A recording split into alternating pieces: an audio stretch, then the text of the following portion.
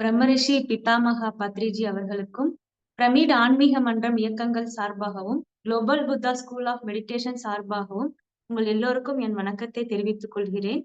இன்னைக்கு நம்ம நேரத்தை கையாளுவதில் நமது விழிப்புணர்வின் பங்கு அதுதான் நம்ம பார்க்க போறோம். ஃபர்ஸ்ட் நம்ம மக்கள் எல்லாருமே நம்ம என்ன பண்ணுவோம் அப்படின்னா, அடுத்தவங்களதான் கவனிப்போம். அதாவது அவங்க எப்படி பேசுறாங்க, அவங்க எப்படி ட்ரெஸ் போட்டிருக்காங்க, அவங்க எவ்வளவு பெரிய வீடு வச்சிருக்காங்க, அவங்க எவ்வளவு பணம் வச்சிருக்காங்க, அவங்களோட கேரக்டர் எப்படி இருக்குன்னு சொல்லி மத்தவங்களே தான் கவனிச்சுட்டே இருப்போம் தவிர, நம்மள நாம யாருமே கவனிக்கிறது கிடையாது. அப்போ நம்ம கவனிக்கிறது அப்படிங்கிறது புதுசா அறிமுகப்படுத்த வேண்டிய விஷயம் அப்படிங்கிறது கிடையாது. ஏற்கனவே நம்ம கவனிக்கிறது அப்படின்னா என்ன அப்படிங்கிறது தெரியும். ஆனா கவனிக்கிறது அப்படிங்கிறதுல நம்ம இன்னும் ஆழமா செல்லணும் அப்படிங்கிறது தான். அத நம்மள நாம கவனிக்க கத்துக்கணும். அதாவது நம்மளோட எண்ணம் எப்படி இருக்கு? நம்மளோட உணர்வுகள் எப்படி இருக்கு? நம்மளோட பேச்சு எப்படி இருக்கு? நம்மளோட செயல்கள் எப்படி இருக்கு? நம்மளோட நடவடிக்கைகள் எப்படி இருக்குன்னு சொல்லி, இப்படி ஒவ்வொரு விஷயமும் நம்மள நாம கவனிக்க நாம கத்துக்கணும். இப்போ 2 பேர் வாக்கிங் போயிட்டு இருக்காங்க ரோட்ல. அப்ப திடீர்னு மழை பெஞ்சிருது. அப்போ பக்கத்துல இருக்கிறவங்க அவங்க கையில குடை வச்சிருக்காங்க. "கொடைய விரிங்கன்னு" சொன்ன உடனே, அவங்க கொடைய விரிச்ச உடனே கொடை ஃபுல்லா ஓட்டை. அப்ப அவங்க நக்கலா சிரிக்கிறாங்க. "என்ன ஓட்ட கொடைய கொண்டு வந்திருக்கீங்க?" அப்படின்னு சொல்லிட்டு. இதே மாரி நாமளும் நம்ம வாழ்க்கையில மத்தவங்கள பார்த்து ஒரு நக்கலா சிரிச்சிருப்போம். ஆனா எப்பயாவது நம்மள நாமே பார்த்து நக்கலா சிரிச்சது உண்டா அப்படின்னா, அது கிடையாது. அதே மாரி ஒரு பொருத்தமற்ற செயல்கள செஞ்சு எப்பயாவது நம்மள நாமே கையும் களவுமா பிடிச்சிருக்கோமா அப்படின்னா, அதுவும் கிடையாது.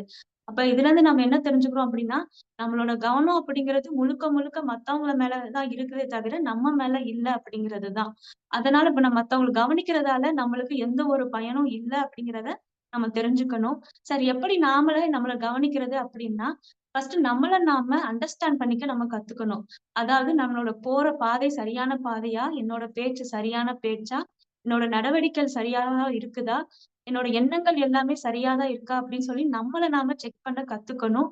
மத்தவங்க கூட எப்பயுமே அந்த கம்பேரிசன் அப்படிங்கிறத நம்ம எப்பயுமே வச்சுக்கவே கூடாது. அடுத்து காலத்தை வெல்ல நேரத்தை கடைபிடி. இப்ப நம்ம ஒரு வாட்ச்ல முள்ளு 1 நிமிஷம் நகர்ற வரைக்கும் நம்ம அத செக் பண்ணணும் அப்டின்னா, நம்ம எத்தன பேரு அத முழுசா செக் பண்ணுவோம்? ஒரு மிஞ்சி போனா ஒரு 20 நிமிஷம், ஒரு 30 நிமிஷம், 30 செகண்ட் அது மேல கவனத்த செலுத்துவோமே தவிர, திருப்பி நம்மளோட எண்ணம் அப்படிங்கிறது வேற எங்கேயோ திசை மாறி போயிடும். மறுபடியும் அத ஞாபகம் எடுத்துட்டு ஓ நம்ம அந்த முள்ள நகர்றத நம்ம பார்க்கணும் அப்படின்னு சொல்லி இந்த கவனத்த கொண்டு வருவோம். இதுலருந்து என்ன தெரியுது? 1 நிமிடம் கூட நம்மளால விழிப்புணர்வோடு இருக்க முடியல அப்படிங்கிறது தெரியுது. எப்பயுமே நம்ம வாழ்க்கையில ஒரு சின்ன சின்ன விஷயங்கள் கூட நம்ம விழிப்புணர்வோட இருக்கணும் அப்படிங்கிறதுக்கு நம்ம முயற்சி பண்ணணும். நம்ம வாழ்க்கையில எல்லாருமே இந்த ஒரு தப்ப பண்ணியிருப்போம். அடுப்புல பால் வச்சிருப்போம். நம்ம 5 நிமிஷத்துல அத ஆஃப் பண்ணிடலாம்னு சொல்லி வேற வேலைய பார்க்க போயிருவோம். பார்த்தா அது எல்லாமே சிந்திரும்.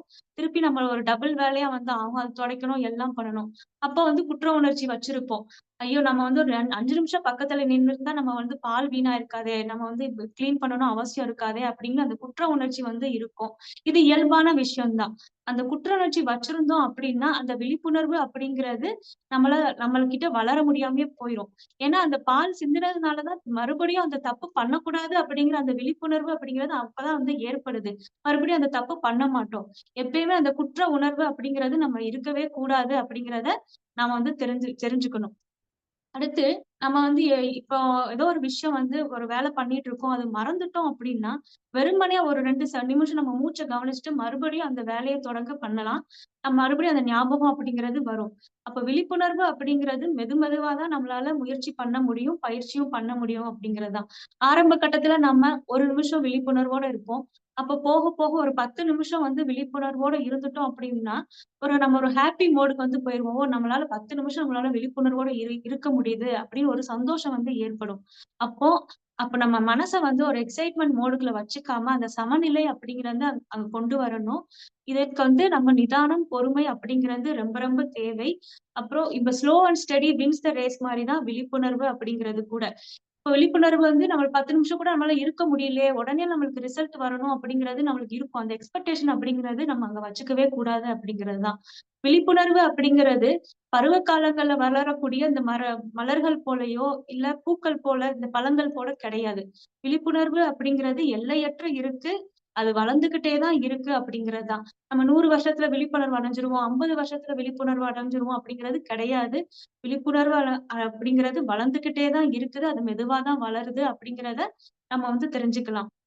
அ சமண முனிவர் மகாவீரர் அப்படின்னு சொல்லக்கூடிய சமண முனிவர் என்ன சொல்றாங்க அப்படின்னா, எந்த மனிதன் 48 நிமிடங்கள் தொடர்ந்து விழிப்புணர்வோடு இருக்கானோ, அந்த மனிதன் மெய்ஞானம் அடைந்தவன் ஆவான் அப்படின்னு சொல்றாங்க. 48 நிமிடங்கள் நம்ம கேட்கறதுக்கு ஈஸியா இருக்கலாம். அது நம்ம முயற்சி பண்ணும்போது தான், நம்ம விழிப்புணர்வோட இருக்கோமா அப்படின்னு சொல்லி நம்மள நாம கவனிக்கும்போது தான் அது தெரிய ஆரம்பிக்குது. இப்ப நம்ம ஒன்ஸ் நம்மளுக்கு அந்த விழிப்புணர்வு அப்படிங்கிறது வளர்ந்துச்சு அப்படின்னா, நம்ம உணரப்படாத பல விஷயங்கள நம்ம உணர ஆரம்பிப்போம் வாழ்க்கையில.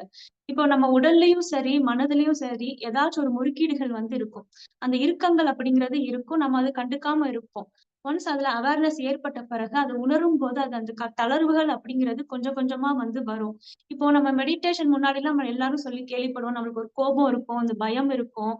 அப்ப மெடிடேஷன் வந்த பிறகு அந்த கோபம், பயம் அப்படிங்கிறது என்னை விட்டு போயிடுச்சு அப்படின்னு சொல்வோம். ஏன் அப்படின்னா, அந்த ஓப்பன்னஸ் அந்த மெடிடேஷன்னால தான் அந்த உடம்புல நம்மளுக்கு அந்த தளர்வுகள், மனசுலயும் அந்த தளர்வுகள் ஏற்பட்டதால, அந்த கோபம், பயம் எல்லாமே கம்மியானத நம்மளால உணர முடியுது.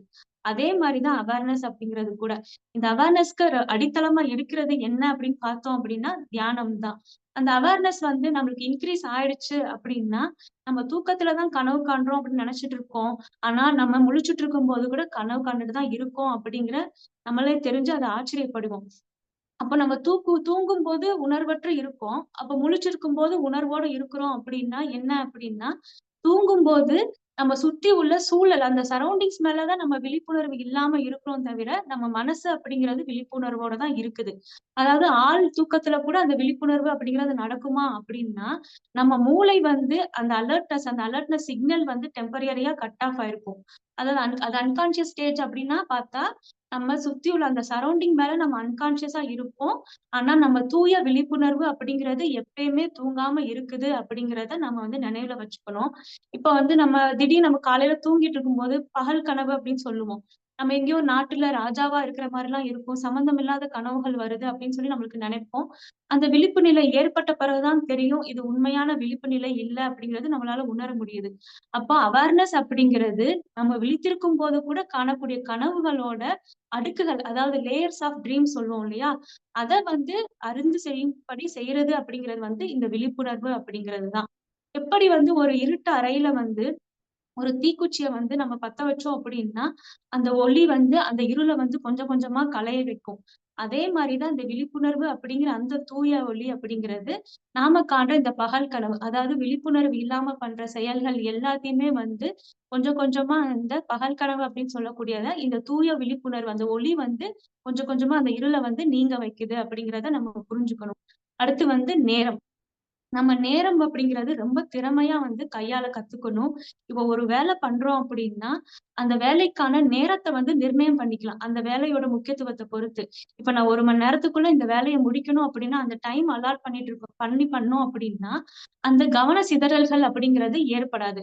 அதே மாரி இந்த செல்ஃப் அவேர்னஸ் அத சுய விழிப்புணர்வு அப்படிங்கிறது, இந்த டைம் மேனேஜ்மென்ட் அப்படிங்கிறதுல பெரிய ரோல் ப்ளே பண்ணுது. இப்போ நம்ம ரெகுலரா நம்மளோட பழக்கவழக்கங்கள செக் பண்ணி பார்க்கணும்.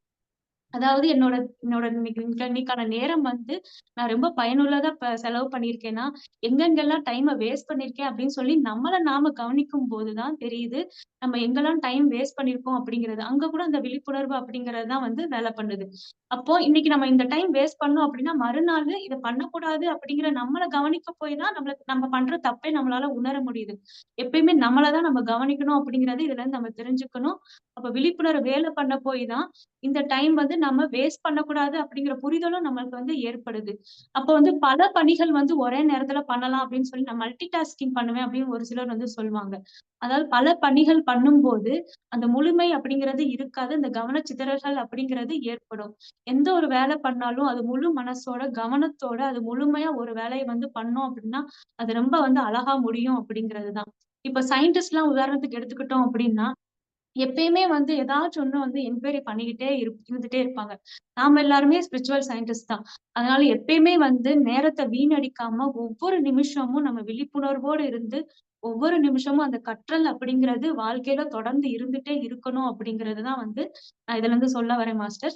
இப்போ என்னோட லைஃப் எக்ஸாம்பிளே பார்த்துக்கிட்டாங்க அப்படின்னா, இப்போ ஈவினிங் 3:30 டூ ஒரு 6:00 வரைக்கும் வந்து நாம வந்து புக் படிக்கணும். அதே மாரி குழந்தைக்கும் ஹோம் ஒர்க் சொல்லிக்கணும் அப்படின்னு சொல்லி அந்த டைம் அலாட் பண்ணி அந்த டைம் எப்பயும் அதுதான் பண்ணிட்டு இருந்தேன்.